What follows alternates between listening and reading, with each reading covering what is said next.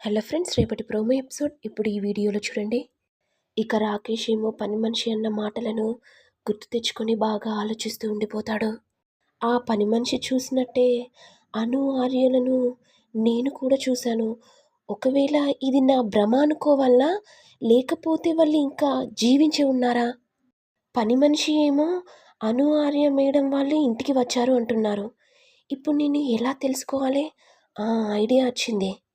అక్కి నా మీద డౌట్‌తో CCTV footage చూసింది. అంటే సీసీటీవీలో అను, ఆర్య వాళ్ళు ఉంటారేమో చెక్ చేయాలి అనుకుంటూ రాకేష్ వాచ్‌మ్యాన్‌ని పిలిచి, ఆ గేట్ దగ్గరది నాకొకసారి సీసీటీవీ ఫుటేజ్ కావాలి. ఇక సీసీటీవీలో అను, ఆర్యలను చూసి ఒక్కసారిగా రాకేష్ షాక్ అవుతాడు.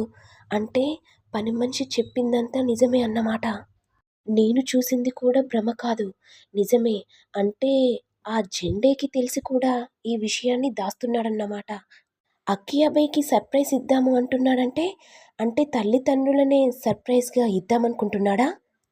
ఈ రాకేష్ ఉన్నంత వరకు ఏదీ జరగదు. మా నాన్న ప్రతీకారాన్ని తప్పకుండా నేను తీర్చుకుంటాను అని రాకేష్ అనుకుంటూ ఉంటాడు.